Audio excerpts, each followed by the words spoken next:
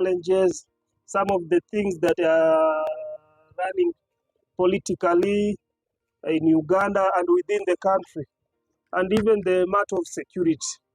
To start with, oba okutandika nga njogerako ku ebigenda mu maaso mu ggwanga naddala erya Uganda, anti akalulu kaatandika era pulezidenti waffe ali mu kunoonya akalulu. Bannayuganda mwena mukimanyi nti gavumenti yatusalako obuyambi naddala obwa iPod, nti pulezidenti waffe oba ekibiina kyaffe tekikyafuna ssente nga kikozesebwa Mwami Museveni okuyimiriza ssente ezo, ate nga kiri mu mateeka nti ekibiina kyonna kirina okufuna ssente. Ssente ezo zibayambako in different activity. Era wenkubira omulanga nti nga bwe mumanyi nti pulezidenti waffe juzi mwalaba ngeri gy'abadde waggulu eyo mu Bacholi, Bakaramojja, ensula si nnungi, enguudo mbi, ezo zonna zeetaaga ssente, amafuta, abantu abo ku accommodation in general. So mbadde nsaba bannayuganda n'abannaffe abali wabweru eno nga Kenyan chapter, n'abannaffe abali wabweru eno nga Kenyan chapter ne chapter ndala, nti tuveeyo twenyigire mu kuyambako naddala during this campaign.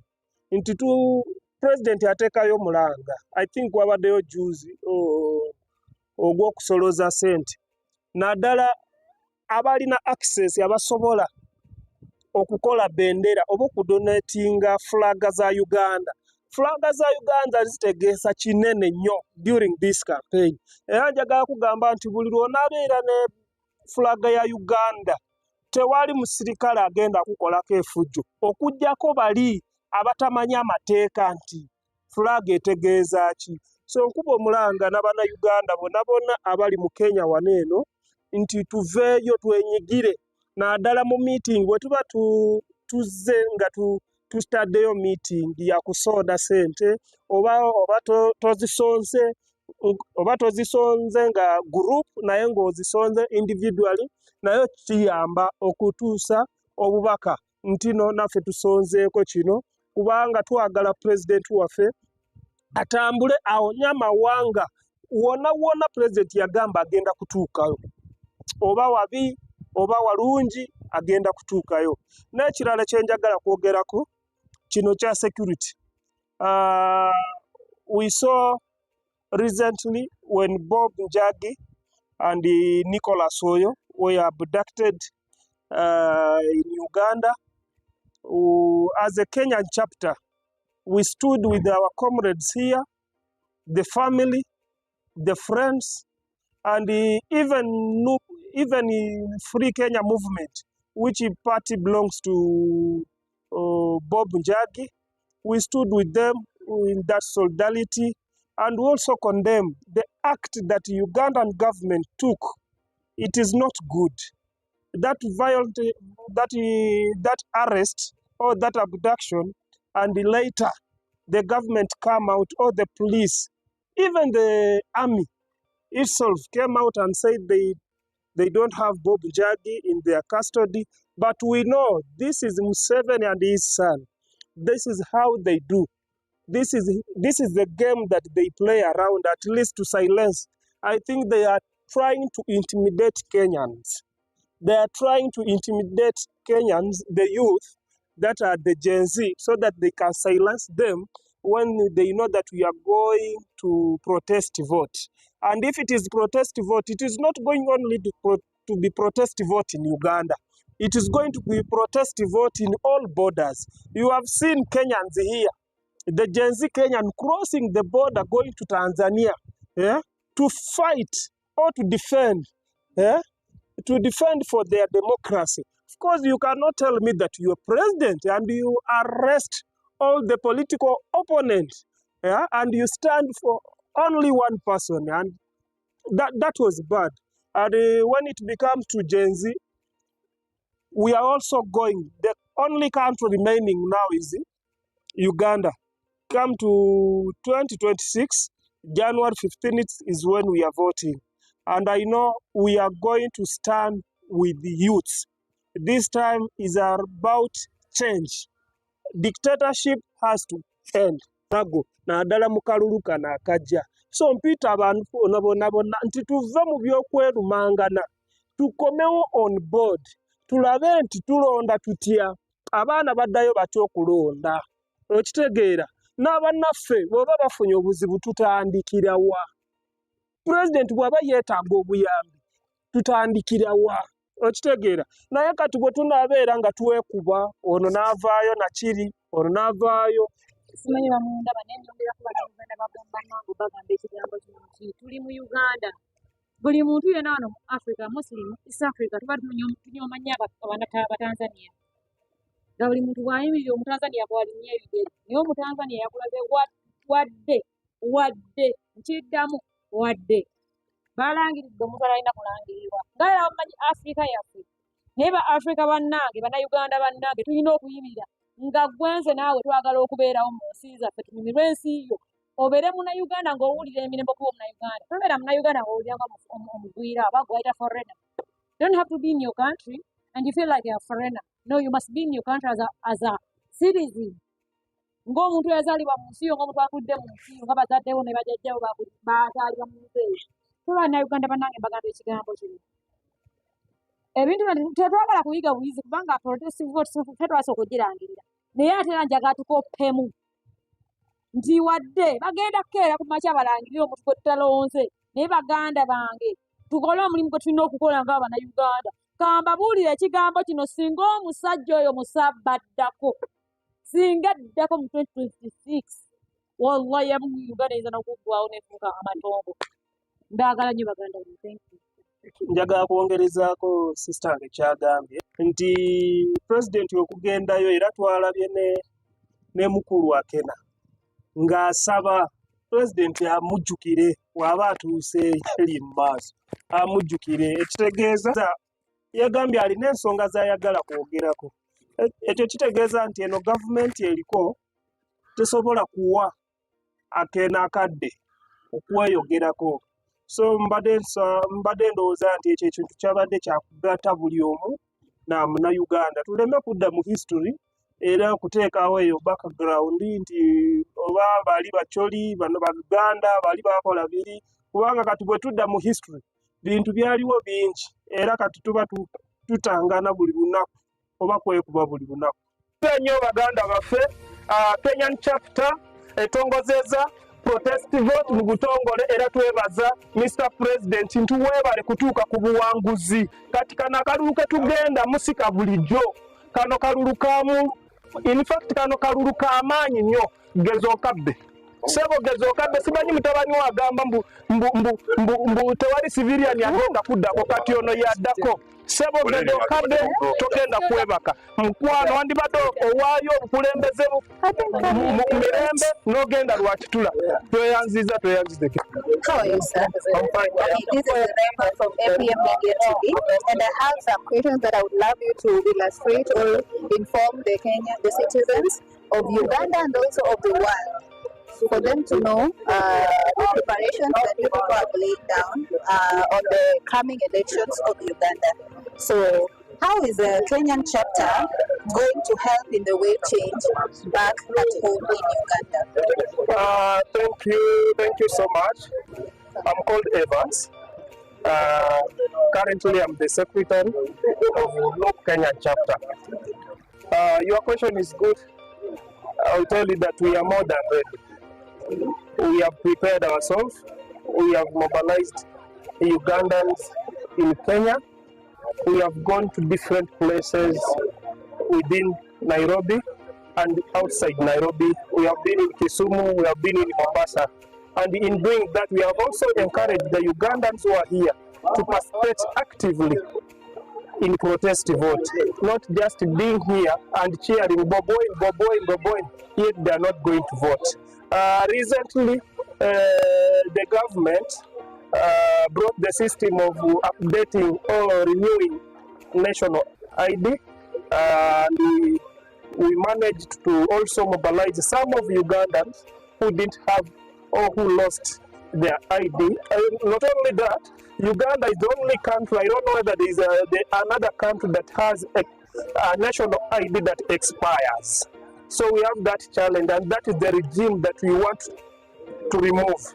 So when you talk about how we are prepared, all those processes indicates how much we are prepared, madam. Okay, thank you, sir. And according to the information that I have, sir, Bobby Wine, known as HP, Honorable Chagulanyi Sentamu, has won or has been winning the elections.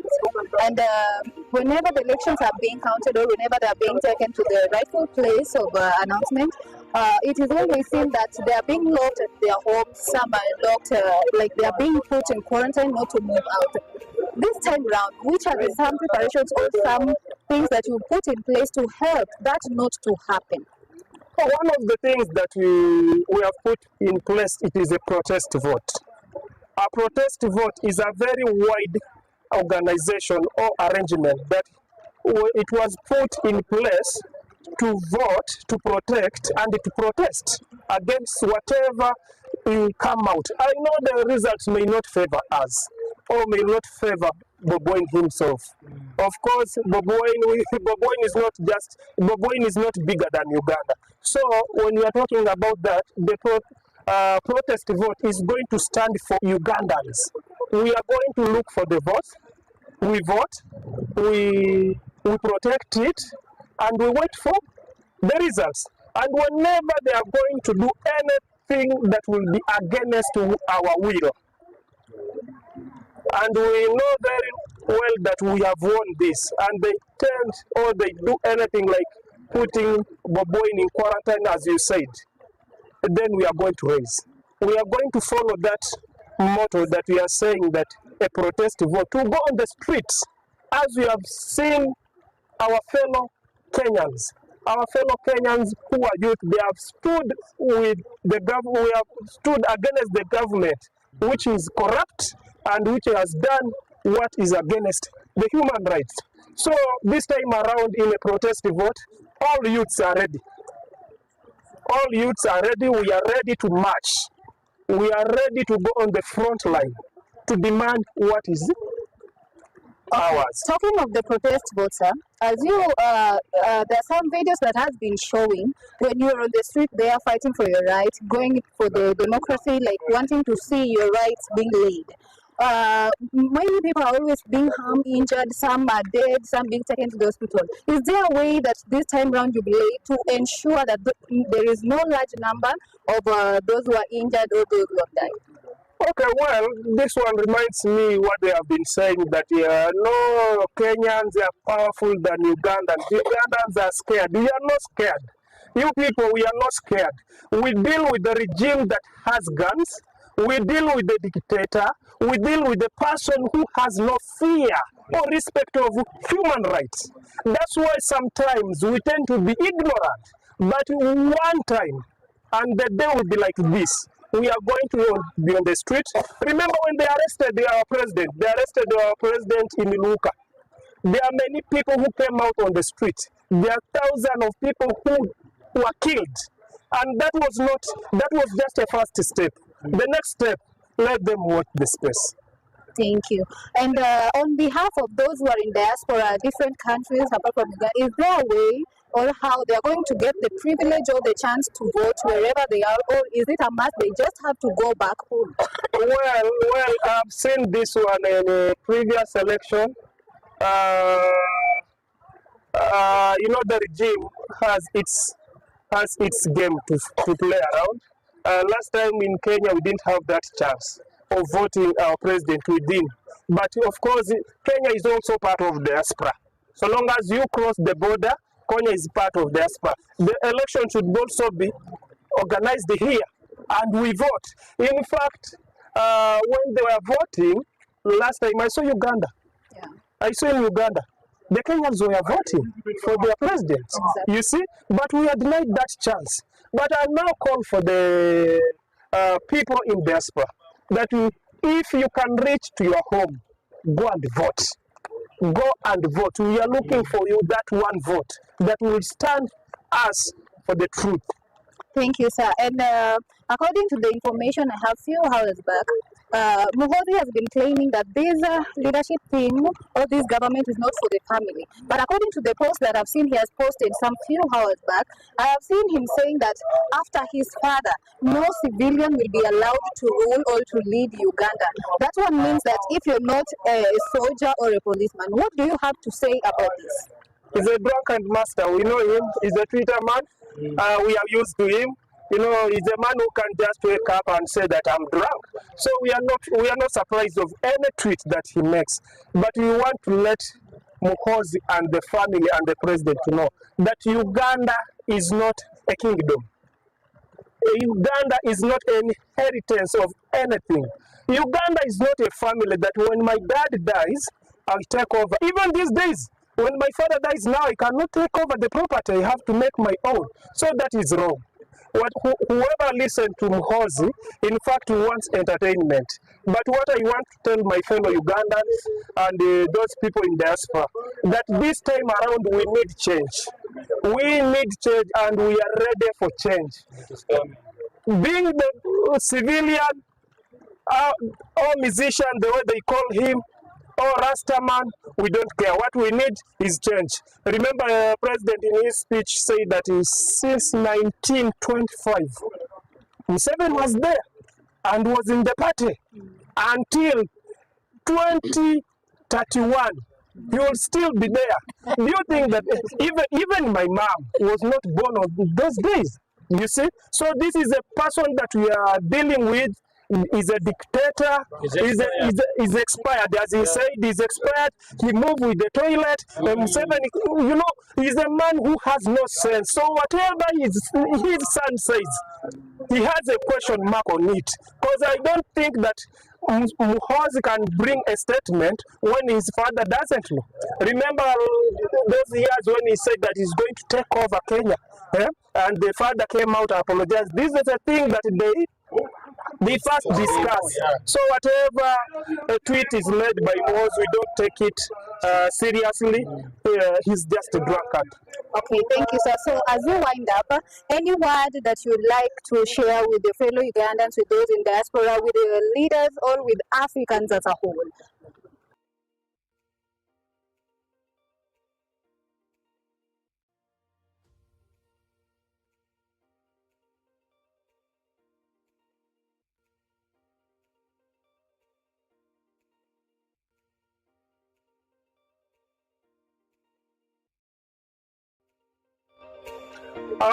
Thank you so much, my sister.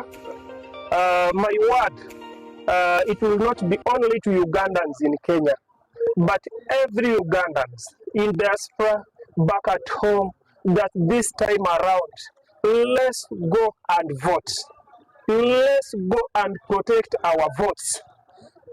I also quote the words of Mr. President, that you may be giving me protection, but give yourself protection. Protect your friend, protect your mother, protect your brother, protect your sister.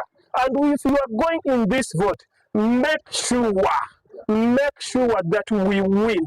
And if they tamper with our vote, muchitegeramwe, people power, our power, People power. Ever living, ever faithful, ever sure.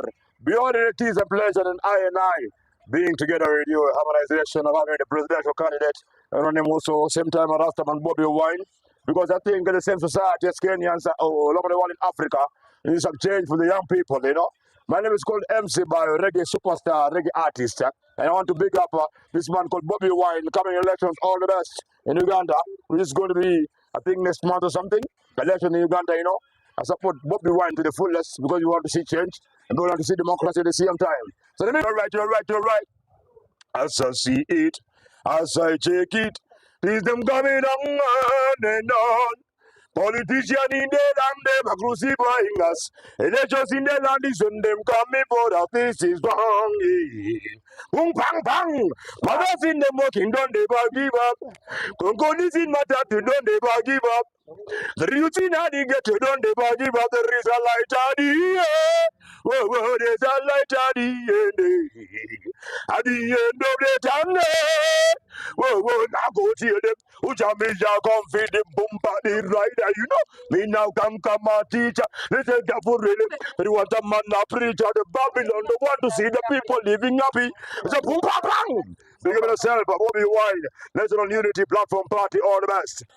People power, our power, People power. bannange bakomrade neyansanyo okubeera wano neyansanyo okumpa omukisa wabula ndi wano okugamba mukulu Museveni nti ku luno otulaba tuli wano tuli Kenya naye mukwano tuli Uganda ekisooka tujja mu kulonda tujja kukalonda tukakuume ate tukalwanirire omulundi oguwedde wabba olw'okubanga gwolowooza nti olina amaanyi poliisi tugirabyeko ng'ekola ebintu ebitalina kolebwa security organ erina okukuuma omunayuganda ate yekyokoza omunayuganda naye olwaleero no tujja twewaddeyo okufa nga abanayuganda twewaddeyo oba ogenda kututa ffenna otumalewo ku ensi otisigalamu bwomu naye nga kyoba omanya ku luno oguguno omulundi infact guno omwaka sina gugwo ng'oli mu mwaka gwa 1925 ffe tuli mu 2025 ogenda kumalako 1933 ffe twagala kalulu ka 2026 na paka 2031 kati gwe kaliko oyagala wano si wooli nkugamba gwe ne mutabani wo ne famire yo n'abakukolera bonna tetubatya nze nga nze sikutya mukulu okitegeera ssebo so tugenda kujja kulonda tuli wano Kenya era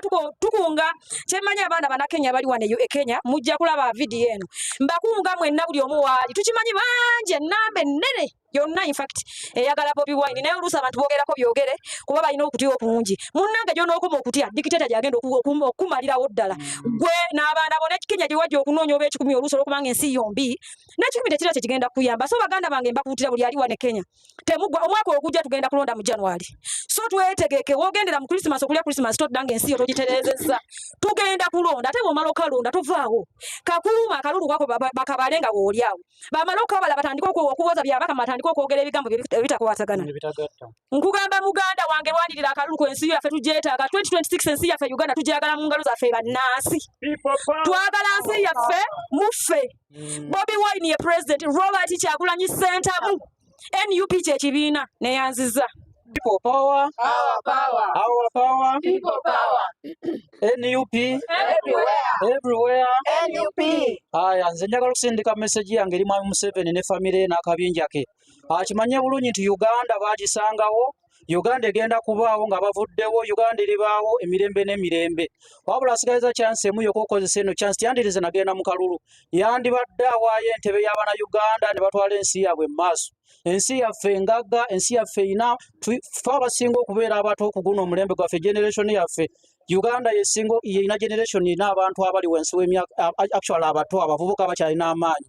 So Mwami Museveni wandibadde okozesa eno chance buno obudde n'ova ku ggwanga lyaffe n'otuleka ntwale eggwanga lyaffe mu maaso tukooye okubonaabona atufuze n'atufuga atuuse otufuga mpaka tuuse okutambula ne toilet ssebo twesonyiwe.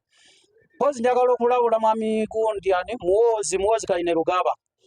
Messages za tweeting nga tuziraba although tetumuteeke nga serious naye we are minding tubirowoozaako kubanga zabikola nga tubiraba bannaffe babakwata enkya n'eggulo bannaffe bali mu makomera tubalaba tubirabye n'ebigenda mu maaso naye this time around ensonga lwaki batumye kano akalulu protest vote akalulu kano tugenda kanoonya buli kitundu kya ggwanga lyonna tugende tukalonde ate tukakuume bakabale nga weetuli watunamaliriza tugende ku bbala tukabanje. Uganda ye chance yokka gye tusigazizza mu bulamu bwaffe Bannayuganda ffenna buli omu waali making sure asobola okudda bakagenda olonde wonna wooli bw'oba osobola okugenda olonde ekyosobola okukola kikole bw'oba osobola okusindika ssente okusupportinga campaign zisindike ne this is the right time we have okulwanirira eggwanga lyaffe tewaliwo chance ndala yonna either tugenda kufa nga tugezaako okusinga chance yokka gye tusigazizza buno obudde ke kalulu kano ke tugendamu okujjako eno gavumenti ya Mwami Museveni otherwise tewaliyo chance ndala yonna so tugenda kufa nga tukiriko either okuzza eggwanga lyaffe mu mikono gyaffe oba okufa tetulinayo chance ndala yonna kuba Museveni awo tutusizza people power Our power. Bannange nsanyiza nnyo okubalabako wano bannayuganda bannange mwenna era mbandiza mwebale kuwulyanga mulanga buli lwe tuyita olukuŋŋaana nga luno ne mukuŋŋaana ne mudya ne tubaawo. Nsooka okuyozaayoza honorable president wange omulungi Kyagulanyi Ssentamu nti congratulations sir. Mukama wange ssebo taata president Kyagulanyi Ssentamu taata tuli mabegawo njagala ogume omanyi nti Kenya chapter ate kuvangamu we tuli wano nga Kenya chapter ate tuli bangi nnyo era tukuŋŋaanya bannaffe tukola mobilization nnene okulaba nti nno tubeera kimu tweteekateeka okudda Uganda okukuba akalulu kaffe tukalonde tukakuume ate tukabanje. Message eno egende wa Museveni nze gwolaba wano mu mawulire olwaleero ssebo nagenda okula okutegeera nga yegwe pulezidenti wa Uganda. Nzadde abaana ku mulembe gwo bakaddiye nkaddiye bazadde bannaabwe. Kiki kyofuga ekyo mbizi oba mbwa?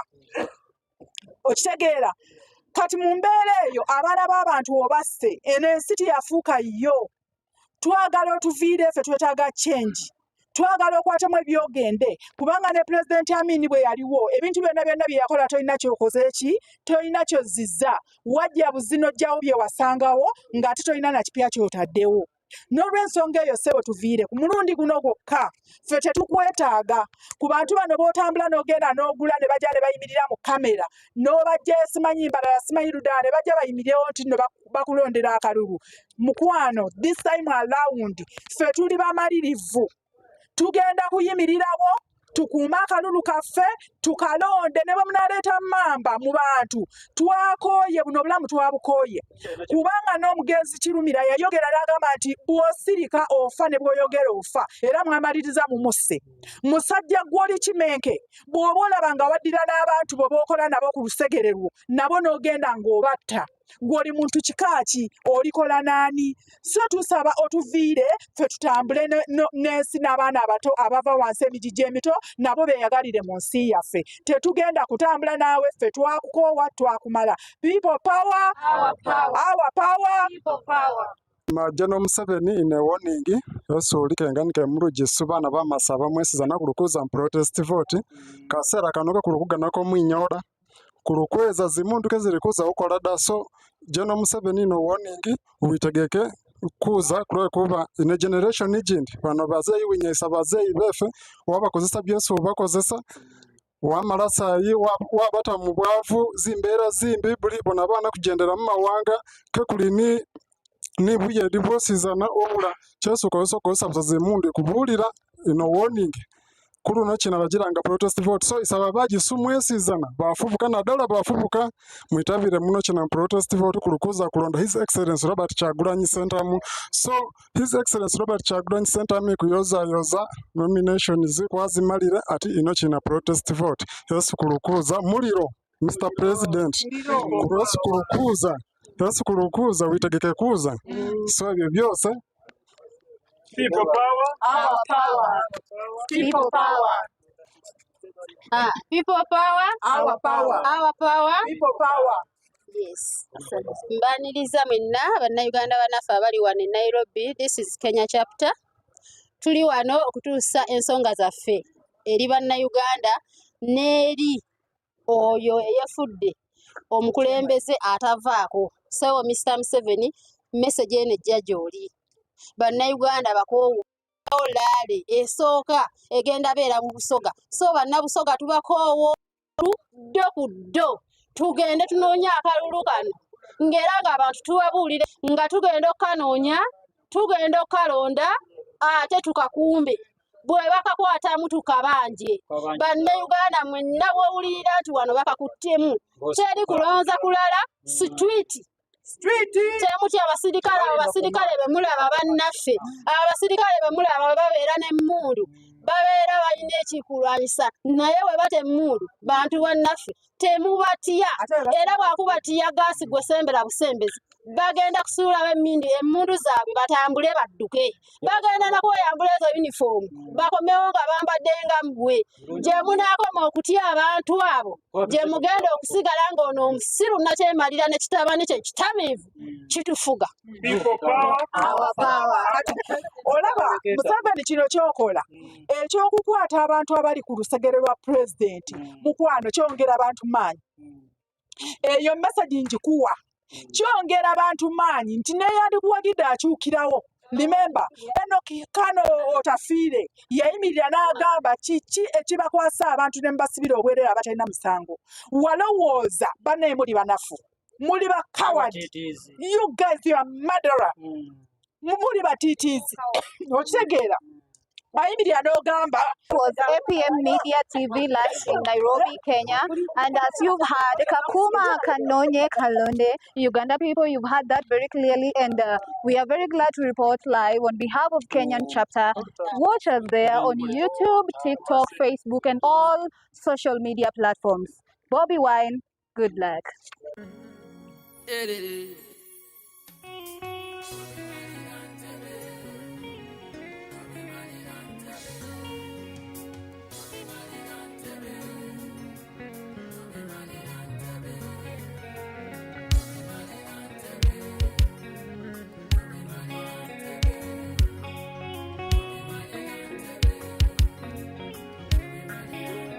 Telikusikiza tukoma wano tukoma kati tukoma wano telikusikiza telikusirika tukoyo kufa tukoyo kufa